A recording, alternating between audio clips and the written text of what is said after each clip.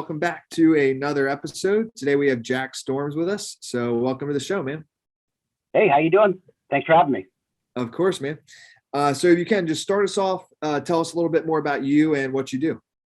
Well, I'm a glass sculptor. I've got a place here in Miami, and I've got a studio in LA, and I split my time between the difference between the two. And so what I do is I take large blocks of glass, optic crystal, and then I cut them into smaller parts, reform them back together, sculpt them as a larger piece. It's called cold working. It's really unique in the art world because 99.9% of the glass that you see in a gallery, it's all going to be manipulated with heat. But this is all manipulated cold. So that's a very specific technique that I've had to master over the years. And it's a lot of fun, and you get to make stuff that looks like big diamonds. Okay, wait, that's interesting. So let's dive a little deeper into that. And then I want to hear about like some of the cool pieces that you've made. But so the difference with this and other, like, I guess, don't they call it like blowing glass? Is that right? That's mostly because boys blow glass and men sculpt it. Yeah. So I knew something was coming there. I really did. I felt it. Go ahead. Yeah, that's my favorite joke, but I like to have a running head start if there's some good, some big glass blowers in the room. No, I was just thinking because I know a girl from my high school. Her name's Julia, and I think she works at like a head shop. So she blows glass, but she makes like bowls and bongs and stuff. Pipes. Yep. Yeah. So and that's blowing. So, but my reason for even bringing it up though is just to understand like the difference. So is blowing glass with heat, or is that also a different method as well? Yeah, there are probably about, there's a dozen techniques on how to manipulate the shape and texture and overall properties of glass. There's only one way to do it cold, and I do it cold. So with if you're talking heat, you could put it in a kiln. You could hit it with a torch. You could do what they traditionally call blowing it out of a furnace. There's some torch stuff. There's a lot of different ways you can manipulate with heat, but there's only one way to really do it cold. And how does it? You may have said it, but it was just I didn't understand exactly. So what is the technique, or is it kind of like secret? Like how do you do it cold? No, it's called a lapidary process. So basically, the way that they shaped and smoothed stone for Egypt is still what we're doing today to get something flat. So it's called a lapidary process, where you get a completely flat surface, and then you grind a piece of glass over it using water and a grit until it mirrors that surface that is flat. Now you got two flat surfaces, right? And so now I've got that flat surface. Now what I do is I smooth out that flat surface, and then I go from flat to smooth and from smooth to polish. Once I polish it, I can laminate it to another piece of glass. And depending on the types of glass that I'm working with, you can either see the seam as a mirror, or the seam becomes invisible, and then you can start cutting across it. You can start to implement all kinds of other cuts that you can then start to manipulate and reshape and put back together. Interesting. Okay. Now, how did you, or maybe when you were younger, maybe this comes from like parents, but what were you doing like before this, and how did you get into it? So, one of my first influences into, wanting to be creative with my hands was hanging around my dad's shop. My dad had a lathe shop, so he just turn all kinds of wood and, make some really cool stuff. And that was fun. So I got a degree in art, minored in art history with a studio emphasis. And I did it in a place called Plymouth State College up in New Hampshire. So I was a little upset with my school because, here I am thinking like, a couple dozen $1,000 into my education, and around senior year I was like, hey, do you guys have like a jobs program, or what? They were like, no, you are completely on your own. So I'm having a panic attack. I've got a degree in art, minoring in art history with a studio emphasis. Yeah. And a nice pat on the back out the door, so I'm like, okay, maybe I'd better get really serious about using this degree in my life, and monetize it. So I started really just doing a lot of research into, where was the money, where were the, because there's no art without money. So where are the resources going? Where, what are the trends? What are the things, where are people collecting? And so I found out from all the research that, glass was the medium that was attracting the most attention and had a lot of room to explore, but no one was working with this type of glass that I saw, on the back of a cover. And it just like was a cube that looked like all these diamonds. And I looked up the artist, and the artist actually lived right down the road. I actually knew his son, independent of, That's crazy. What a coincidence. I was like, hey, is that your dad? That's cool. Does he need help? I'll be right there. And I really was. And so once I touched a piece of glass and I was working it on the stone, and I was like, because there's no easing in process. It's just like, okay, this is how you work a piece of glass, and it's a stone, it's a metal wheel that's spinning around with grit and water, and here you are taking a piece of glass that's $40,000-$50,000 in value to a client, and you're like, okay, put it on the wheel and start massaging it over. It's pretty nervous. It's a pretty nervous thing you're embarking on. So, but there's no way around it. You got to get in there, right? Because some of the mistakes you learn are because you knocked off a corner. And because it's so jarring, it's very rare that you make that mistake ever again. Yep. Because it's just like, you know what I mean? Like, how many times, like, if you can imagine, like, cleaning like a pistol, and you're being really sloppy, and the thing, goes off right past your ear, Yeah. Never. It's so shocking, so jarring that you're unless you got a death wish, you're just never doing that again, right? Because it's just like, it's just like like when you make a mistake like that, it goes like it reverberates in your, right in your gut, it hits the back of your spine. You're like, oh. So, but even after all that, I knew it was what I was going to do with the rest of my life. And for the next 2 years, I ran the studio. And I tried introducing, concepts that I had learned in school. He's a talented artist, but he came from a place where he was a philosophy major. So he'd make something that was shiny and then, give it want to talk about it. And I wanted to make things that needed, that were visually its own statement. Like, they don't, like, there's nothing, like, I'm not going to, as an artist, tell you what it means to you, because I'm going to blow your brain, with how beautiful I can make this thing. And then you tell me what it means to you. That's what I wanted to do with my art.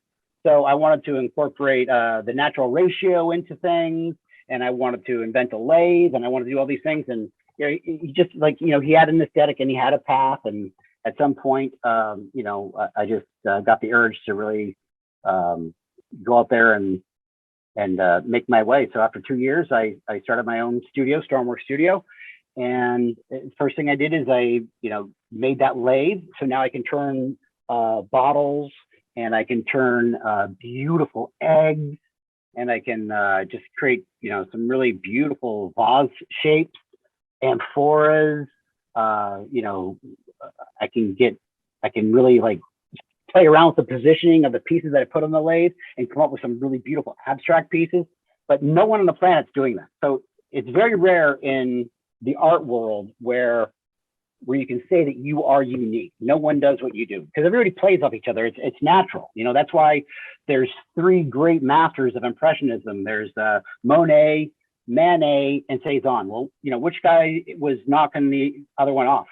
Which guy is the real master, and which, like, they're all masters, right? So, like, I'm not trying to, say one thing or another about, people playing off of each other, but no one else has a lathe. No one else creates those shapes on the planet. Yeah. So that's one thing I'm, like, really, really proud of. And then incorporating those Fibonacci, those golden ratio sequencing that you see everywhere in nature, and putting that into the artwork. I was really proud of that, because there's no such thing as a straight line in nature, yet as an artist, you're trying to make that connection with someone to hopefully depart with their hard-earned, cash, and give it to you and trade for this thing that you've worked on. So, you're relying on a connection there, because art is an emotional experience. And so, by incorporating this natural ratio, it actually just draws people right to it. So I've taken this art where it relies on the straight line. Everything on the inside has to be a straight line. There's no such thing as straight line in nature, and still create a bridge where you create something that looks like it's naturally created. And it wasn't just somebody, because it's very technical, it's very precise, but it doesn't look like someone pressed a button and it came out of a mechanical chicken. Yeah, like a 3D printer.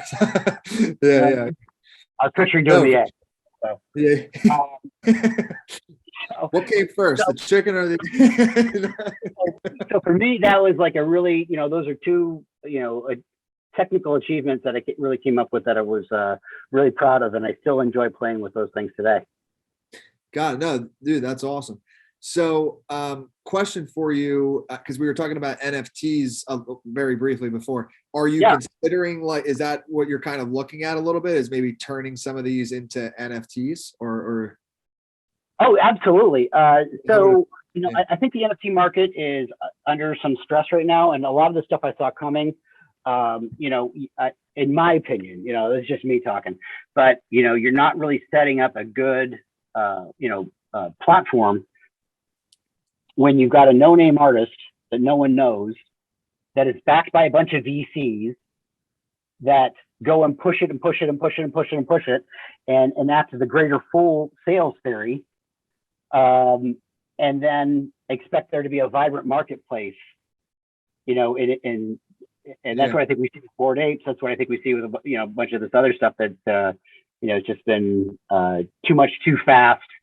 And I've been wanting to get into the NFT space for a long time, but with it being so turbulent and me being so busy with the studio, I think that I'm in a really good position now, because I've really got I've probably made like 100 NFTs, and I haven't promoted them at all. I just kind of keep them, on I got some on Tezos, and I got some on OpenSea. But what they are is they're so they're, as far as like what I've done in the past 5 years, I'd say I'm most proud of this and the jewelry that I came up with in the last 5 years. Those two things right there. Because what happened was I was doing a live presentation on Facebook.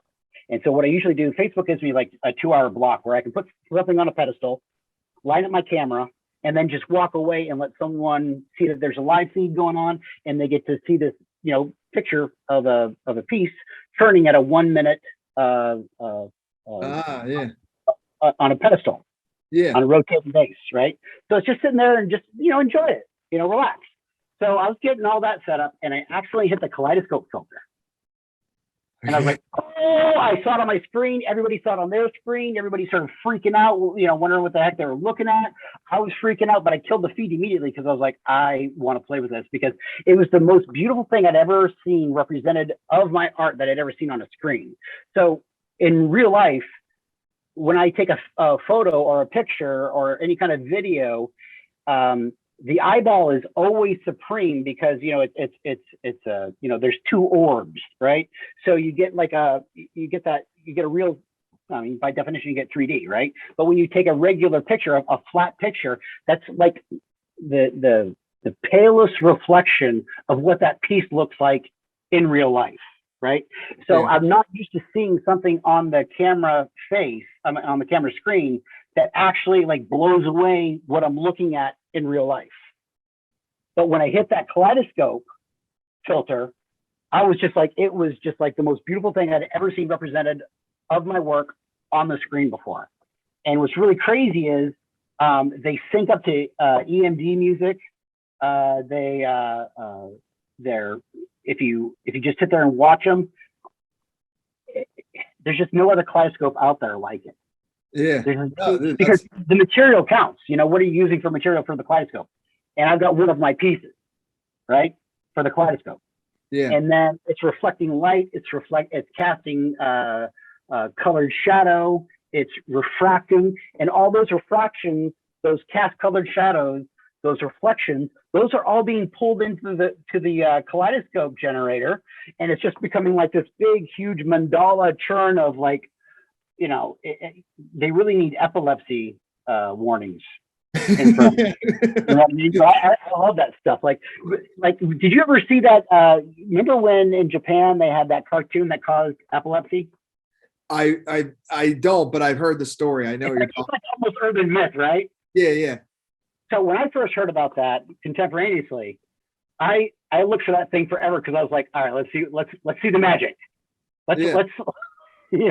let me see if I can do the stutter step, on the carpet, because of this thing. And so I pushed the limits of this, and every single one of these, this NFT content that I've been developing as a Kaleidoscope, they're all individual and they're all unique. So they're as unique as, so I've done single pieces and collected them as a Kaleidoscope, or I've done a series of like 4 or 5 sculptures that are on that turntable that create a Kaleidoscope. And just every single one is absolutely different and just, jaw-droppingly beautiful. And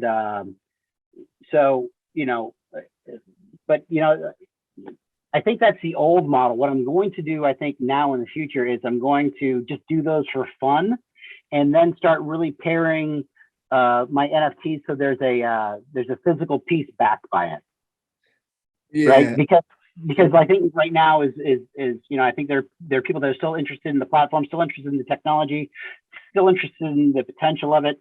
But there's been a lot of scams.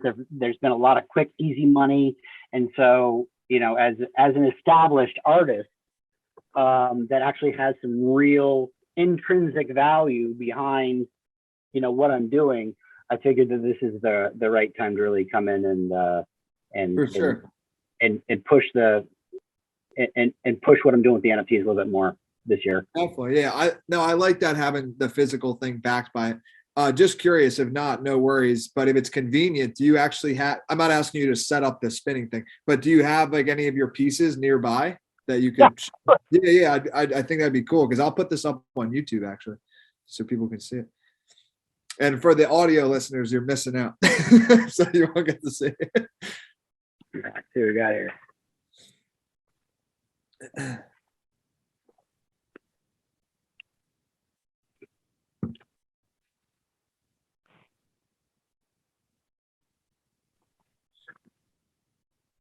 Okay, that's still me. Oh, maybe because it's within. Oh no, there. Or no, it's still you. Yeah, I gotta. It might be because it's in Zoom. That might be the.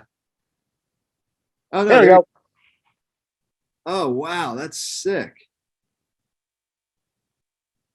Oh, nice, dude. That's freaking sick. Okay, That's what I'm known for right there. That's my bread and butter right there. nice. That killer. Yeah, that's awesome. And So like, when sunlight hits it, it just goes pretty. That's some damage right there. yeah. Woo. Oh, that's cool. Yeah, because the way it does that, it's kind of like, depending on the angle you look at it at, it's a different piece, right? Because it looks different from every way you look at it. That's why when someone owns one of my, look, I don't want to slam anybody else that does, any type of art, but, let's say you're going to take a painting or just a regular standard bronze sculpture. In 20 years, the person that has that, they're still going to be in love with it for the same reasons they went home with it. True. With my work, they're going to have all those elements, all those times of discovery, along with the original reason that they went home with the piece. So, what you have is a compounding of a romantic relationship where you're creating all these moments of discovery where you're like, oh my God, I didn't see that. I mean, you can have the piece for years and change the lighting a little bit, or go to another room where the sun hits it across its face just slightly differently at a slightly different angle, and you just see a whole new world open up. And that can happen at any time owning the work. I mean, just look at it. That is awesome. Yeah, like that angle, like you just see for what it is, which is nice. It's cool. And then as soon as it diagonal a little, you see them shoot through. No, that's awesome. Isn't it crazy? Yeah, honestly, I've never seen anything like it. So that's sick, dude. Yeah. So as a kaleidoscope, and I'll send you a couple of the kaleidoscope uh, uh, tracks that the content that I've developed for them, because they're pretty fun. Because what I'll do is I'll send you the tracks with no music, because I don't actually own the music. When I send them out with music, it's just like to demo it, to show that it syncs up.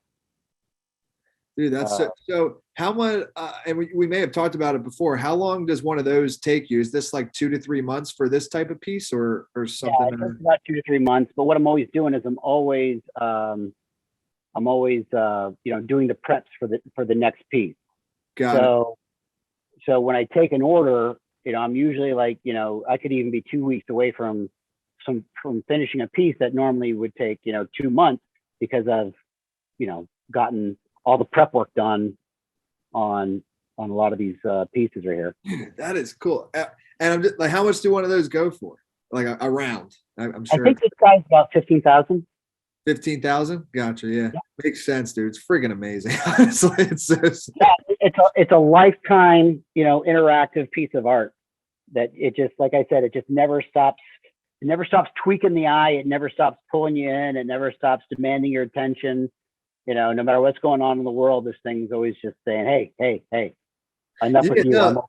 Dude, no lie. Like, and I wasn't, because I hadn't seen it, right? So when you had said that, like, you did lives and people would just like watch, at first I was like, that seems a little weird. Like, people just watch this thing but I have been literally looking at this and I am drawn in, dude, for sure. Hold on 1 second. Let me see if I can actually yeah.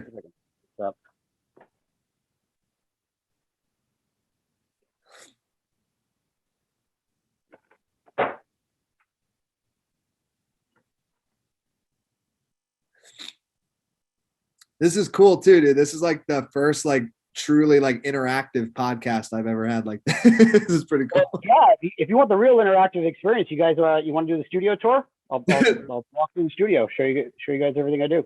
Dude, I'm down. Yeah, I will definitely come to the studio. Are you like downtown Miami or like around there? You're obviously my gallery that I'm setting up is down there. But I'm my studio is like, I'm in LA right now. Oh, that's LA. Sorry. Okay, I thought you were in Miami right now. Gotcha. So this is the glue room. This is where I put things together. Okay. And working on some Bitcoin love right there. There we go. The BTC. So what I do is set up, you got the orange diacrylic for the Bitcoin, right? Nice. And so this is going to be a pendant. Got it. Just like that bad boy. Nice. That's awesome. And then over here we got some Bitcoin, more theme stuff right going here. But this is the lead that I put together, where what I do is I cut down. They come in sheets that come like this. Yeah. And they'll be 3 feet long. You cut them down into smaller pieces, grind the top and the bottom. And now that I've ground the top and the bottom, what I can do is I can now laminate them together with pieces of glass in between. And then what I'll do is I'll add some color. Got it. Right. So then once I have it like that, what happens is, so it'll have color in here. So these are all different pieces of glass. So then what I'll do is I'll cut it down this way and open it up. See if I think I have a piece right there. Yeah. Oh, here we go. Yeah. So this guy right here and this guy right here get turned into this. See, these are the old pieces right here. 1, 2, 3. Got it. So, and they're the pieces of glass that go in between. And then you can see that I put the color in, right? So now I'm going to make sure when I hold it sideways, there's color that way. So now what I'm going to do is I'm going to take another piece of glass, put it in the middle, and then laminate it together with the color. And then that will give me cubes like this. Oh, nice. Okay. So this has been cut from something like that.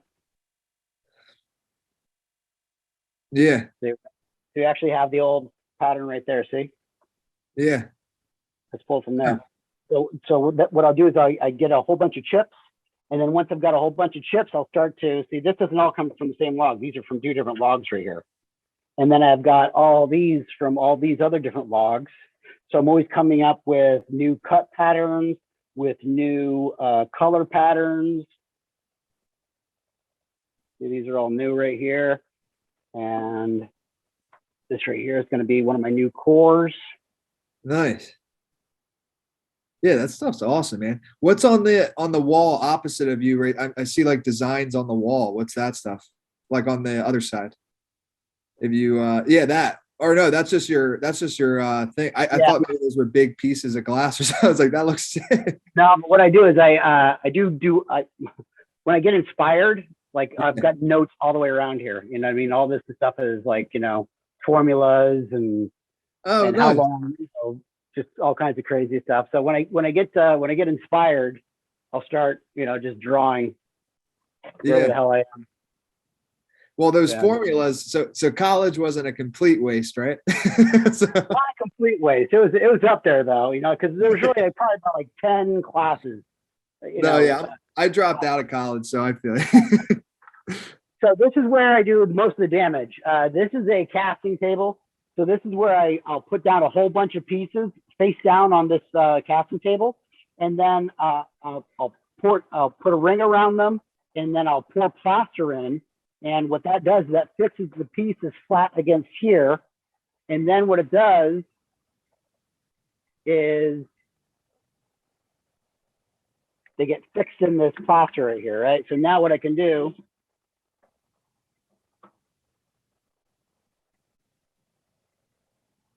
I think they turned off all the water on me. Everybody just took off. Oh, gotcha. Okay.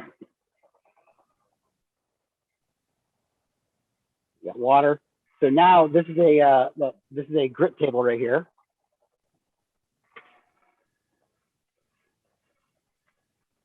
Oh, this is sick, dude. And so now it grinds all those faces down all at the same time. Got it. And then it goes over here where it does the same thing, just a finer grit. And then it goes over here where it goes to a polish. Okay. Right? And then if I have any more polish, then I put them in these sides right here to finish up the little polishing I have.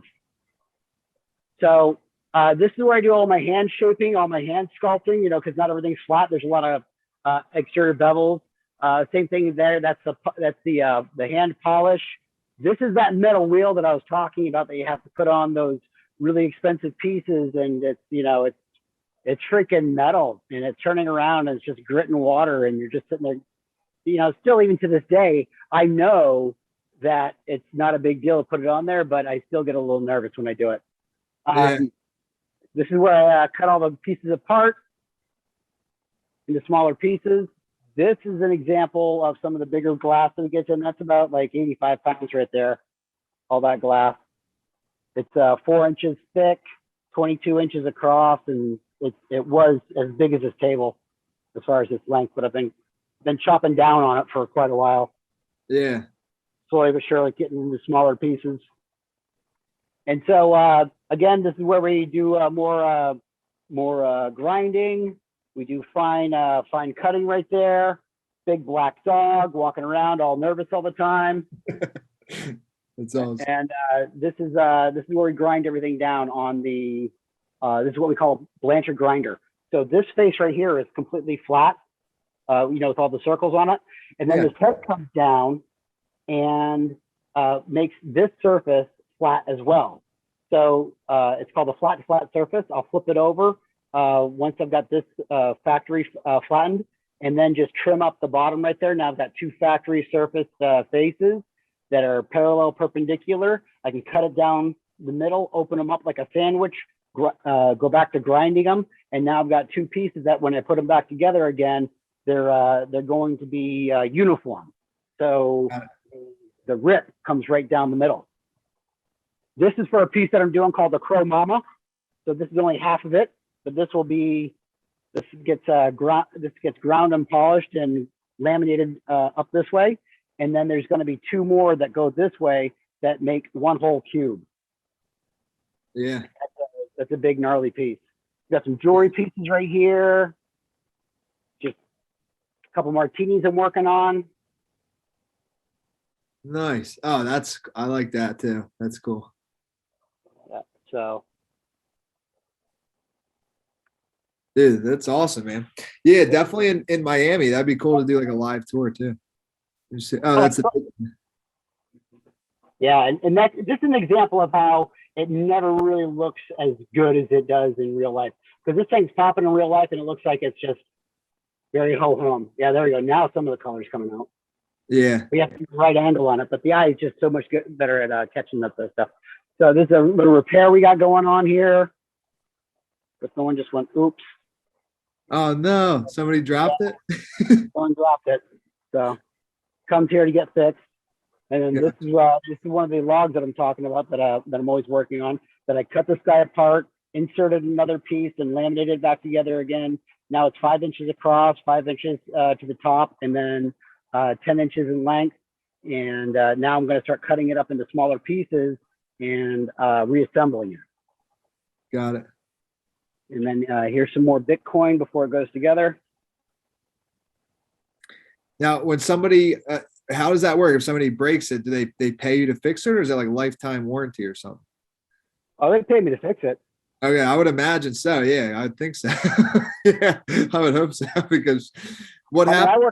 I work hard enough on them that if I didn't break it, I don't want to pay to fix it. You know. What's the story behind that? That it just fell off a thing or something, or? Sometimes I hear a story. Sometimes I don't hear a story. I tend not to ask in case because one time I asked, it was a really horrible story, and I was like, I didn't need to know it. Yeah, I'll stay on. I'll just fix it. And I'm very sorry. You know what I mean? I was like, I'm very sorry. It'll be $5,000. Yeah. Yeah. So now if they tell me it's, I'm always curious, but. Yeah, I hear you. Not that curious.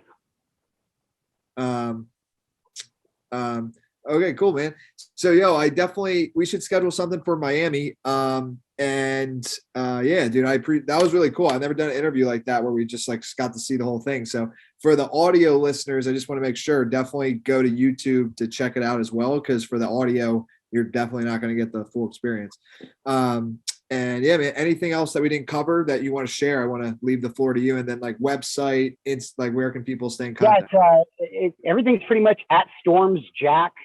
As far as like my social media tags on Twitter, on Instagram, on Facebook, and then jackstorms.com, and then I got a Shopify with my pendants and my jewelry, and they can find me by Jack Storms. Just Jack Storms, and you're gonna bump into me.